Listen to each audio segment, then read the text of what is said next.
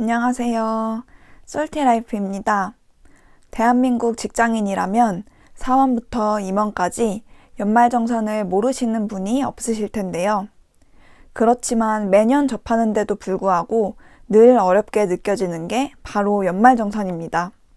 저는 실제로 연말정산에서 120만 원을 넘게 뱉어낸 적도 있습니다. 그러다 보니 이번에는 정말 뱉어내고 싶지 않아서 열심히 공부를 해봤는데요. 이 영상을 끝까지 보시면 연말정산에서 말 그대로 13월의 월급을 받으시는데 도움이 될 거예요. 먼저 기본적으로 연말정산에서 누가 돈을 돌려받고 누가 돈을 뱉어내는 건지를 알아볼게요. 저희가 회사에서 월급을 받을 때 일괄적으로 정해진 세금을 미리 떼어가고 나서 실수령액을 받죠. 이걸 원천징수라고 합니다. 그렇게 12달을 보내고 나면 저희 개개인마다 한 해 동안 받은 급여와 사용한 소비 금액이 정해진 상황이 됩니다.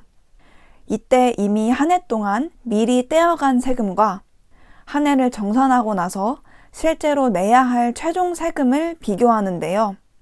세금을 많이 낸 사람은 환급으로 돌려주고 덜 낸 사람은 징수로 걷어가는 시스템이 바로 연말정산입니다. 자, 그럼 이제 가장 헷갈려 하시는 부분 중 하나인 소득공제와 세액공제가 뭔지 알아보겠습니다. 먼저 소득공제란 말 그대로 소득을 적게 쳐주는 것입니다. 세금을 매기는 기준이 될 근로소득을 공제해주는 것인데요. 만약 근로소득 5천만 원인 사람이 1,000만 원의 소득공제를 받는다면 과세표준 4천만 원이 되는 거예요. 다음으로 세액공제란 말 그대로 내야 할 세금 자체를 깎아주는 거예요. 만약 과세표준 4천만 원에 대해서 세율을 곱해서 세금이 400만 원일 때 세액공제가 100만 원이라면 세금을 300만 원만 내면 되겠죠? 자, 그럼 만약에 100만 원의 소득공제와 100만 원의 세액공제 중 원하는 걸 가질 수 있다면 뭘 가져야 할까요? 네, 대부분의 경우 100만 원의 세액공제를 고르시는 게 유리하실 것 같은데요. 소득을 100만 원 적게 쳐줘서 간접적으로 세금이 조금 줄어드는 것보다는 세금을 바로 100만 원 깎아주는 게 더 이득이기 때문입니다. 이제 소득공제와 세액공제에 대해 감을 잡으셨다면 전반적인 연말정산의 시스템에 대해 알아보겠습니다. 먼저 1년간 받으신 소득 중 식비와 같은 비과세 소득이 있다면 그 부분은 제외를 하고 총급여액이 정해지게 됩니다. 이 총급여액이 모든 소득 수준의 기준이니까 참고해 두시면 좋을 것 같아요. 그 다음에 총급여액에서 총급여액의 구간에 따라 2%에서 70%의 근로소득 공제가 자동으로 빠지면 근로소득 금액이 됩니다.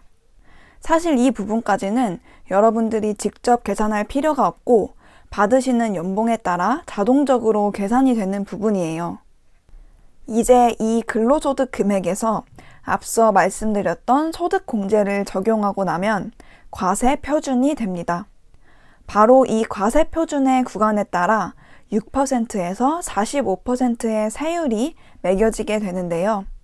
과세 표준에 세액을 곱하면 산출 세액이 나오게 됩니다. 여기서 주의할 점은 단순히 과세 표준 금액에 세액을 곱해서 바로 산출 세액이 나오는 게 아니고 구간별로 나눠서 곱하는 건데요. 예를 들어 연봉이 3천만 원인 사람이 있다면 3천만 원 구간의 세율인 15%를 곱해서 450만 원이 되는 게 아니고요.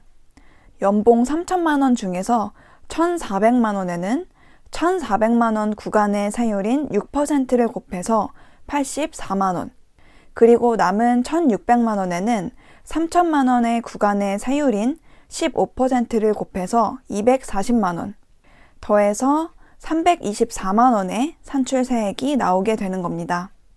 이렇게 정해진 산출세액에서 앞서 말씀드렸던 세액공제를 적용하고 나면 바로 결정세액이 됩니다. 이 결정세액이 가장 중요한 숫자인데요. 이 결정세액과 비교해서 지난 1년 동안 낸 세금이 더 많으면 돌려받게 되고 적으면 뱉어내게 되는 거예요. 결국 중요한 것은 결정세액을 줄이는 것인데요. 결정세액을 줄이기 위해서는 소득공제와 세액공제를 늘리는 방법을 알아야 합니다. 물론 소득공제, 세액공제 모두 많이 받을수록 세금이 줄어들어서 좋죠. 그치만 아무래도 고소득자 분들일수록 과세표준 금액이 높아져 적용 세율도 높아지기 때문에 소득공제 항목들에 집중을 하시면 좋은데요. 특히 세액공제 항목들 중에는 소득 기준이 있는 항목들이 있기 때문에 고소득자는 해당되지 않는 경우가 많기 때문이에요. 반대로 아직 사회초년생이시거나 고소득자가 아니신 경우에는 세금 자체를 줄여줘서 영향력이 더 강한 세액공제를 잘 챙겨보시면 좋겠죠? 이제 소득공제, 세액공제의 각 항목들에 대해 알아보려고 해요. 먼저 소득공제 항목들에 대해 알아보겠습니다. 첫 번째로 신용 체크카드 소득공제입니다. 근로소득의 25% 이상을 신용 체크카드를 통해 사용하면 25% 이상 사용분에 대해 공제받을 수 있게 되는데요. 즉, 만약 소득이 4천만 원이라면 신용 체크카드로 1천만 원을 넘게 사용해야 공제 대상이 됩니다. 그런데 만약 총 급여액의 25% 이상을 신용카드로 사용하셨다면 이제부터는 체크카드나 현금을 사용하시는 게 좋습니다. 신용카드는 사용액의 15%를, 체크카드와 현금은 사용액의 30%를 공제해주기 때문이에요. 사실 신용카드와 체크카드는 결제 순서에 상관없이 신용카드 사용액부터 먼저 공제하기 때문에 그냥 연간으로 소득의 25%까지는 신용카드로 결제해서 공제 대상이 되게끔 금액만 맞춰주시면 됩니다. 다만 원래 소비를 별로 안 하시고 저축을 많이 하시는 분들은 굳이 연말정산을 위해 소득의 25%까지 소비 금액을 맞춰 비용을 늘릴 필요는 없으시겠죠?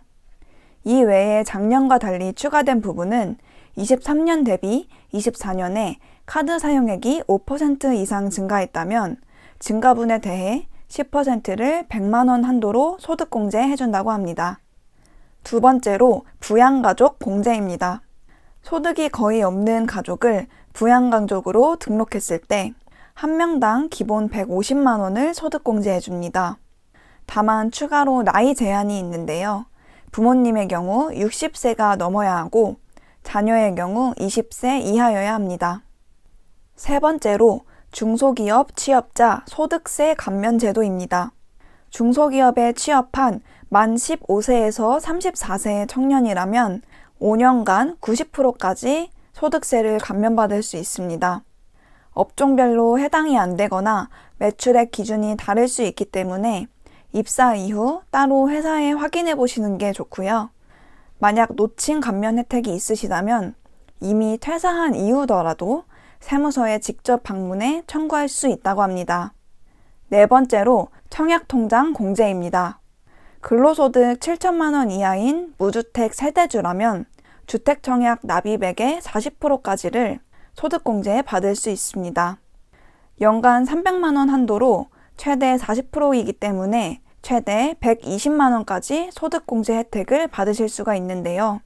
만약 부모님과 함께 살고 계신 사회초년생이시라면 세대주가 아니기 때문에 혜택을 받으실 수 없다는 점 참고하시면 좋을 것 같아요. 이제부터는 세액공제에 대해 알아보겠습니다. 먼저 의료비 세액공제입니다.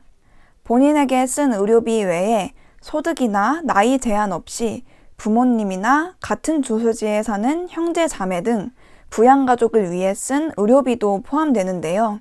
공제율은 15%입니다. 다음으로 교육비 세액공제입니다. 본인과 부양가족을 위해 교육비를 지출하면 그 비용에 대해 세액공제를 받을 수 있는데요. 사실 많은 분들의 교육비 중 많은 비중을 차지할 것 같은 사교육비는 아쉽게도 해당이 되지 않고요.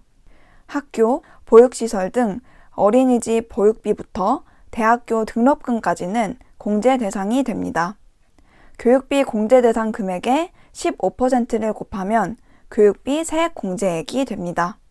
다음으로 월세 세액공제입니다.